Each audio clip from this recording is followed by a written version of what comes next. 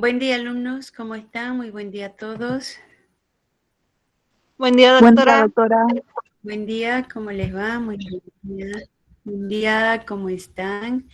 ¿Con frío o sin frío? Con frío. Tío. Doctora. ¿Quién ha ido a la universidad temprano? Nadie. Yo. En la universidad está un frío brutal. Así que de la que se salvó Luis Alfredo. ¿Se acuerda que teníamos clase a esta hora, a las 7?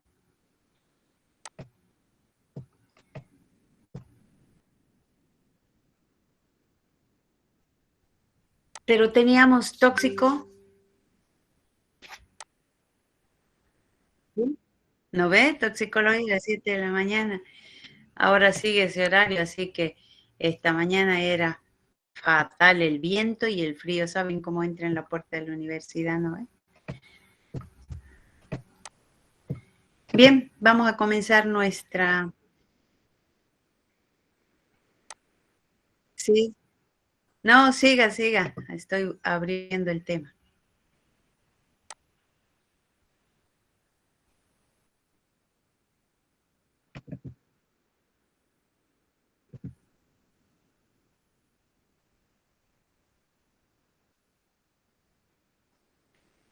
Eso es cierto.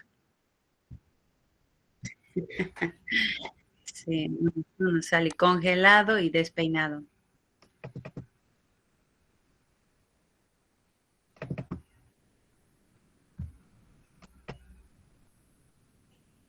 A ver, acá.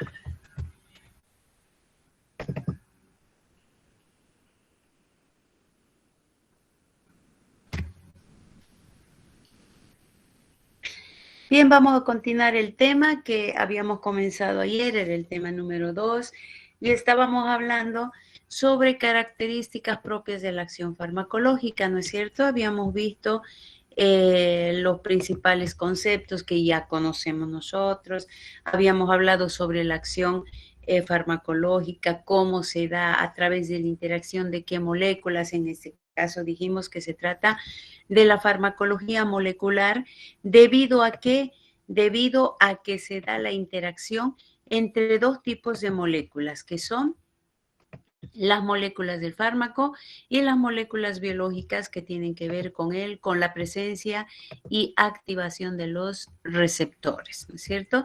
Entonces ahora vamos a continuar con eso. Estábamos hablando sobre la acción farmacológica y su relación con la farmacocinética. Y habíamos hablado de la primera parte de la farmacocinética que se refería a la absorción. Entonces vamos a empezar a describir lo que es la distribución. Les comparto las diapositivas, registren su asistencia.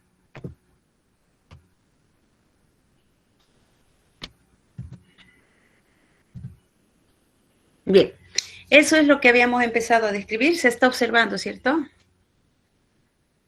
Sí, doctora. Sí, doctora. Ya, muy bien, gracias. Les decía que estábamos hablando sobre lo que es la acción farmacológica y la relación directa que tiene con la farmacocinética, y la farmacocinética no es más que el ADME, que se refiere al movimiento que se produce del fármaco dentro de nuestro organismo. Entonces, dentro de la farmacocinética hablamos de los diferentes pasos que constituyen este movimiento y que se refieren a la absorción. Primero habíamos dicho que la absorción no es más que el paso de las drogas desde el exterior hacia el interior del organismo, utilizando principalmente la pared o membrana celular por diferentes tipos de transporte. Puede ser por transporte pasivo sin gasto de energía y por transporte activo con gasto de energía. ¿Qué tipo de energía? ATP. Es la principal forma energética de energía en nuestro organismo. Y quedamos justamente aquí, que tiene que ver con la distribución. ¿Qué es la distribución? La distribución es aquella reacción que va a permitir el acceso o movimiento por los diferentes órganos del fármaco en el organismo. Por lo tanto, aquel fármaco que tenga ciertas características física-químicas va a contribuir a más el lugar de acceder más rápidamente hacia los diferentes tejidos. Entonces, la liposolubilidad de una molécula farmacológica es determinante para el movimiento o rapidez del fármaco dentro del organismo.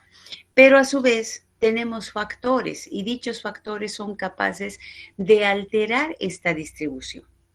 Y estos factores tienen que ver con la concentración plasmática, por eso decíamos que muchas veces es determinante tomar en cuenta la cantidad de principio activo que se va a administrar.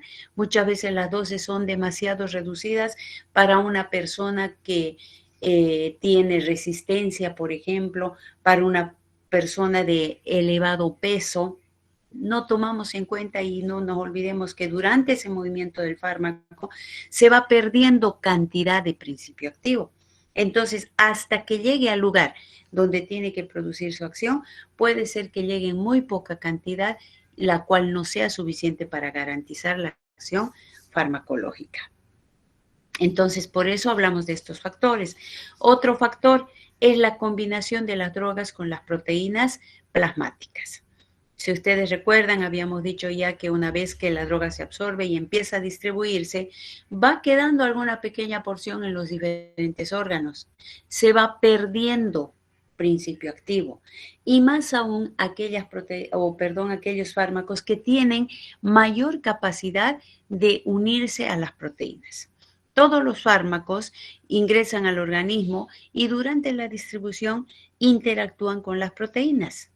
Ahora, dependiendo de las características físicas y químicas del principio activo, algunos fármacos pueden unirse en gran cantidad a las proteínas, otras en menos, otras en poca cantidad y otras en nada. La gran mayoría se une a las proteínas. Y de ahí es que teníamos dos fracciones del fármaco, ¿se acuerdan? Dos fracciones de fármaco. La fracción libre y la fracción unida, que ya habíamos visto en el primer tema que repasamos. Y habíamos dicho que la fracción responsable de brindar el efecto farmacológico, ¿cuál es? ¿La unida a las proteínas o la libre? La libre. La libre. La libre, muy bien. Es la fracción libre, correcto. Entonces, fíjense, si no tomamos en cuenta ese factor y el fármaco se une demasiado a las proteínas y hemos dado una cantidad demasiado reducida, la acción farmacológica no va a ser efectiva. Entonces, por eso es que hay que tomar en cuenta características propias del fármaco respecto a su estructura química y a su estructura física, como por ejemplo la liposolubilidad y la capacidad de unirse o no a las proteínas. ¿Dónde está eso? En todos aquellos prospectos de los fármacos, en las fichas clínicas que nosotros realizamos, etc. Para eso es que hacemos los ficheros. El tercer paso de la farmacocinética que se refiere al metabolismo. El metabolismo que no es más que la biotransformación, es decir, el cambio de la forma original de un medicamento cuando llega al hígado. ¿Por qué decimos cuando llega al hígado? Porque el hígado es el principal órgano de metabolización. Ahora yo les pregunto, ¿se puede metabolizar el fármaco en otros órganos o no?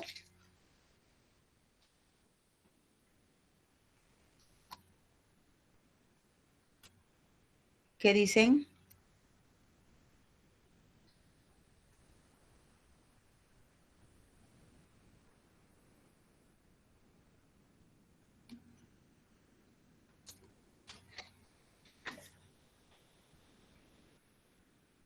¿Cómo es? ¿En qué órganos?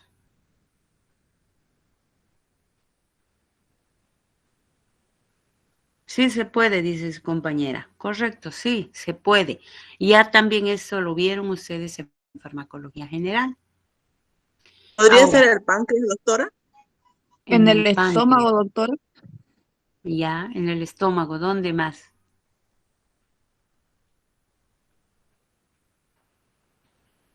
¿En el riñón se puede o no?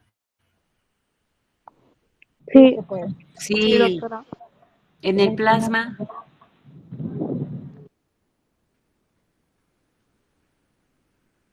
Sí, doctora. Sí, se puede. En cualquier lugar donde exista agua de nuestro organismo también se puede. Obviamente en menores escalas. Por eso decimos, vuelvo a repetir, que el principal órgano de metabolización es el hígado. Se pueden otros órganos, pero en menor escala. Pero el que hace todas las reacciones de metabolismo, biotransformación, es el hígado. Entonces, el metabolismo, como le decía, no es más que la biotransformación de una sustancia química que se lleva a cabo principalmente en el hígado, pudiéndose dar a nivel de otros órganos en menor escala. Y este metabolismo que sucede en el hígado se basa en la presencia de dos fases, la fase 1 y la fase 2. En la fase 1 se caracteriza o se diferencia de la 2 porque aquí se van a desarrollar reacciones de oxidación y reducción. Y estas reacciones de oxidación y reducción pueden llegar a producir un incremento o una inactivación de la molécula. Es decir, que pueden hacerla más fuerte o dejarla sin acción finalmente, sin capacidad de acción al fármaco. Esas reacciones suceden en la fase 1, mientras que en la fase 2 se llevan a cabo solamente reacciones de conjugación. Fíjense, en la fase 1 se puede aumentar la capacidad de acción, reducir o inactivarla, la capacidad de acción de una molécula química, es decir, de un fármaco. Mientras que en la fase 2, como se llevan a cabo solamente reacciones de conjugación, quiere decir que un metabolito que procede de la fase 1 se une a una sustancia propia del organismo, por eso dice a un sustrato endógeno, y siempre el objetivo va a ser inactivar dicho metabolito. Es decir, que se va a producir la inactivación. ¿Para qué? Lo inactiva ¿cómo? Produciendo reacciones de hidrólisis, por ejemplo, y haciendo que el metabolito sea más fácilmente eliminado del organismo. Esto es lo que intenta hacer el organismo con la gran mayoría de sustancias químicas que tienen alto grado de toxicidad, y es de ahí donde se forman o se eliminan las toxinas, los radicales libres, etcétera. Entonces es una detoxificación natural que trata de realizar nuestro propio organismo. No se olviden entonces, en el metabolismo hay dos fases, fase 1, fase 2. La fase 1 siempre se va a producir un aumento, una inactivación o reducción de la capacidad de actuar de una molécula, mientras que en la fase 2 solamente se da una reacción que es la de conjugación, y el objetivo de esta fase es inactivar o conseguir un metabolito fácilmente hidrolizado para que se elimine fácil y rápidamente del organismo.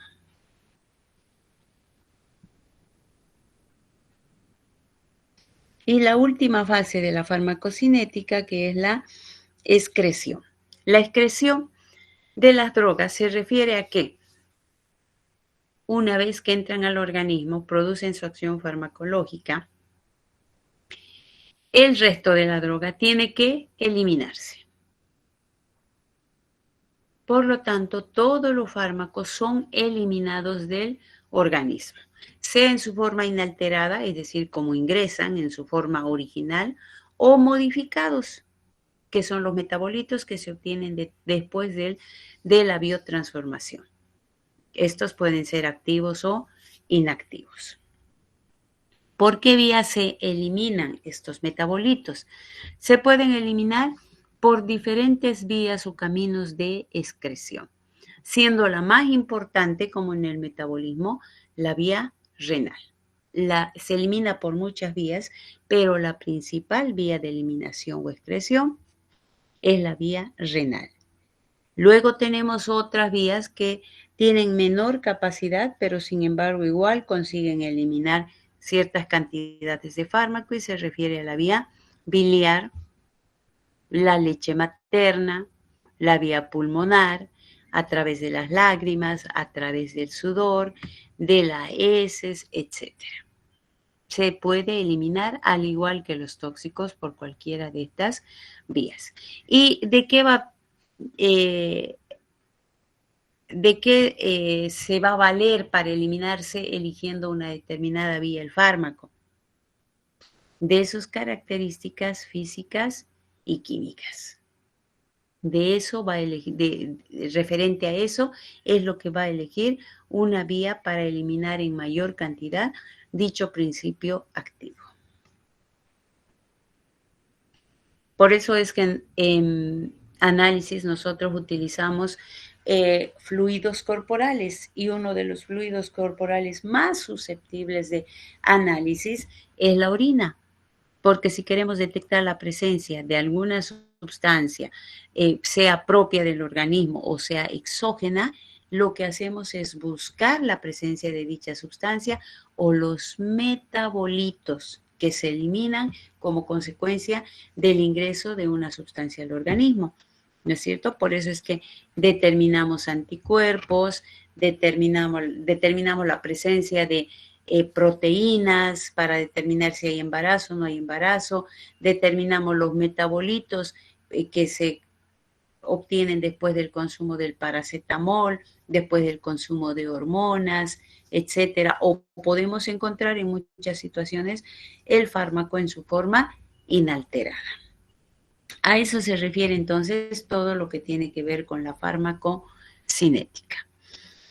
Y vamos a ir recordando otros términos muy importantes, como por ejemplo la selectividad. Así como hablamos anteriormente de la potencia, de la eficacia, de la especificidad de los fármacos por el receptor y del receptor por los fármacos, también tenemos un término muy importante que tiene que ver con los fármacos y su acción en el organismo, que se refiere a la selectividad. ¿Qué es la selectividad? La selectividad son las acciones preponderantes de los fármacos, son las acciones preponderantes, determinantes, principales que tienen los fármacos sobre ciertas estructuras u órganos y mucho menos sobre otras. Quiere decir que una vez que ingresa el fármaco al organismo, este tiene mayor preferencia por dirigirse a un determinado órgano y en menor proporción hacia otros. Y algunos son tan selectivos que solamente se dirigen a un órgano en especial. Esta selectividad es muy importante en el momento de la farmacoterapéutica. ¿Qué quiere decir? Que cuanto más selectivo sea un fármaco, es mejor porque va a tener tendencia a producir menos efectos colaterales. A mayor selectividad, menor cantidad de efectos colaterales. Sucede que tenemos muchos fármacos y de todos esos fármacos, algunos son muy poco selectivos. Quiere decir que ingresan al organismo y tienen su acción o su acción repercute sobre muchos órganos. Se dirige a muchos tejidos, como por ejemplo vamos a nombrar a la atropina. La atropina es un fármaco que tiene como acción farmacológica o como efecto relajar los músculos del tracto gastrointestinal.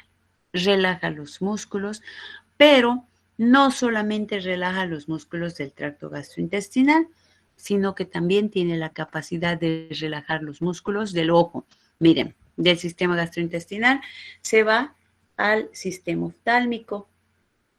También relaja los músculos de la tráquea y deprime la secreción de ciertas glándulas como las glándulas salivales, produciendo serostomía en el paciente. Este, por ejemplo, es un fármaco nada selectivo porque tiene acción en todo lugar donde haya músculo liso. Y muchas veces les decía el médico, se vale de las reacciones adversas. Este está formulado principalmente para relajar los músculos del estómago cuando haya contracción por presencia de acetilcolina, que es una sustancia propia del organismo, que ya la vamos a estudiar. Sin embargo, tiene acción en otros órganos. Es por eso que les decía que muchas veces el médico se vale de esos efectos adversos y la utiliza no para relajar los músculos del estómago, sino, por ejemplo, para deprimir la secreción de saliva, para deprimir las glándulas salivales y entonces realizar algún procedimiento quirúrgico, por ejemplo, a nivel de la garganta, de la cavidad bucal, etc. Entonces, a eso se debe cuando hablamos de que los fármacos son poco o nada selectivos. Sin embargo, tenemos también otro grupo de fármacos que se caracterizan por ser altamente selectivos. Quiere decir que cuando ellos ingresan al organismo, es tanta la selectividad que se dirigen exclusivamente a un único órgano o sistema. Entran y van a buscar ese órgano donde tienen que producir su acción y efecto, como por ejemplo los fármacos denominados digitálicos. Los fármacos llamados digitálicos son fármacos que tienen acción en el sistema cardiovascular, es decir, a nivel cardíaco, y están administrados a personas con insuficiencia cardíaca. Y por eso es que ellos van a actuar sobre el corazón. Entonces, este grupo de fármacos son altamente selectivos porque buscan el corazón para producir su acción. Otro ejemplo de fármacos selectivos tenemos los somníferos. Los somníferos, cuando entran al organismo, igual lo que hacen es dirigirse hasta las células, hasta un grupo de células del sistema nervioso central que tienen que ver con el centro del sueño. ¿Para qué? Para deprimir a esas células. Entonces, todo lo demás sigue funcionando en óptimas condiciones. Las únicas células que se deprimen ahí son las células que conforman el centro del sueño. Y por eso es que la persona se duerme. También son altamente selectivos. Pero no podemos dejar de nombrar a un grupo de fármacos que son los AINES. Los AINES, habíamos dicho ya, todos los conocemos, son un grupo de fármacos que corresponden a los analgésicos antiinflamatorios no esteroideos y donde se encuentra el ácido acetilsalicílico, el paracetamol, el ibuprofeno, el meloxicam, el diclofenaco, el ketorolaco, etc. Estos AINES se caracterizan por ser relativamente selectivos. ¿Qué quiere decir que son relativamente selectivos? Que cuando ellos ingresan al organismo, tienen la capacidad de actuar en cualquier punto, pero siempre y cuando exista inflamación. Es decir, que ellos entran al organismo y buscan un órgano donde haya inflamación. Y por eso es que se explica el hecho de que cuando tenemos una inflamación a nivel de la garganta o a nivel del pie, sigue actuando el mismo antiinflamatorio. Y esto es debido a la selectividad relativa que tiene este grupo de fármacos. Bien, alumnos, hasta ahí tenemos concluido el tema 1, si tienen el tema 2, si tienen alguna consulta sobre lo que acabamos de explicar.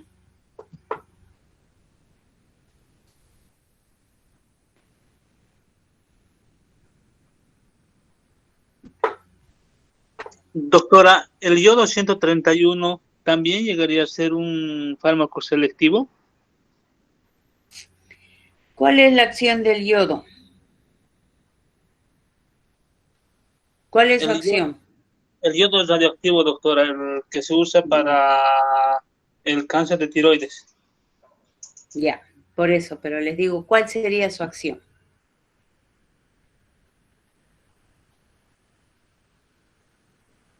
¿Actuar a nivel de qué órgano? De las glándulas, doctora, para... De la glándula tiroides, ¿no es cierto? sí, sí. Ya. No podríamos clasificarlo como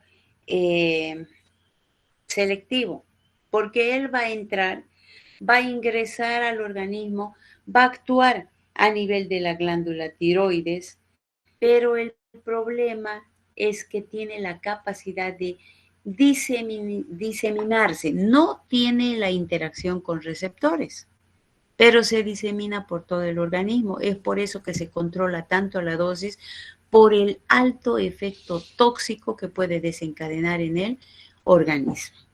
Entonces, esto vendría a ser otra cosa, digamos, que tiene que ver sobre todo los daños o los efectos negativos de esta sustancia por la capacidad de toxicidad que puede llegar a producir en el organismo. No se olviden que tiene la capacidad de causar mutaciones, es decir, transformaciones de las células, tiene la capacidad de matar las células y llega hasta los últimos lugares de nuestro organismo. Tiene mucha o alta capacidad de diseminación, porque les vuelvo a decir, está dirigido que entre a la glándula, pero una vez que esté en el organismo, pues tiene la capacidad de estar presente en todos los órganos. Y eso es por su alta capacidad tóxica que tiene y afinidad por las grasas sobre todo. ¿Sí? Eso sería otra cosa entonces. ¿Algo más?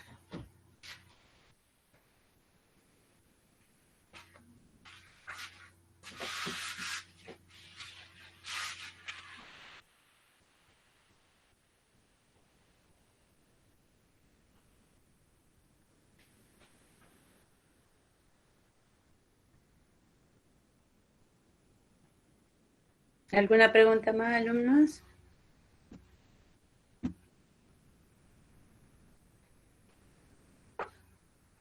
No, doctora. No, doctora. No, doctora.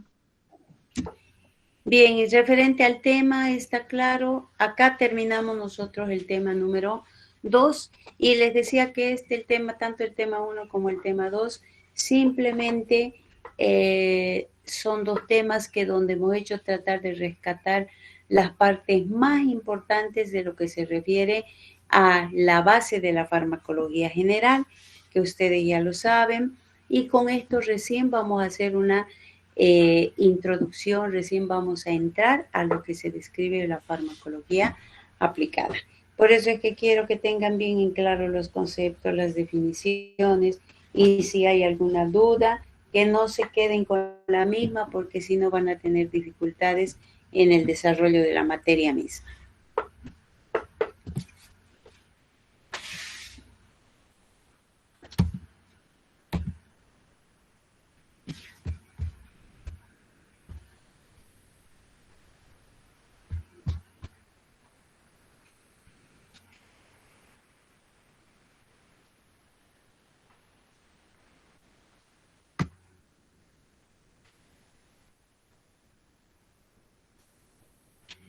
Bien, alumnos, como no hay dudas, quería empezar el tema número 3 en este momento, pero no podemos grabar la clase. Entonces hablamos esta mañana con sistemas en una reunión que teníamos y nos decían que la opción de grabar está habilitada. Lo que sucede es que no hay espacio en el Drive, entonces lo que van a hacer ahora es expandir y nos dijeron que la siguiente semana ya va a estar habilitado.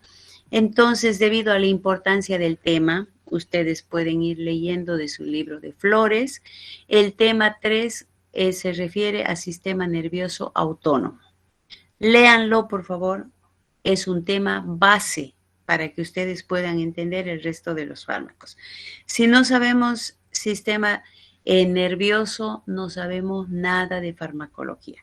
Y es ahí de donde empiezan a salir sus exámenes para ustedes en el momento de una defensa, le sale fármacos colinéricos, anticolinéricos, adrenéricos, antiadrenéricos, sistema del nervioso, fármacos del sistema nervioso autónomo, etc. Entonces, léanlo para que podamos desarrollar un buen tema y por eso mismo lo vamos a dejar para la siguiente clase para ver si podemos grabarlo y todos lo puedan volver a revisar. ¿Les parece? Sí, doctora. Sí, está bien. doctora. Bien. Entonces, quedamos ahí, alumnos, registren su asistencia y nos vemos la siguiente clase. Gracias, doctora. Hasta luego. Listo. Hasta luego, doctora. Bien. Hasta luego, gracias. Hasta luego a todos, chicos. Buen día. Que estén bien.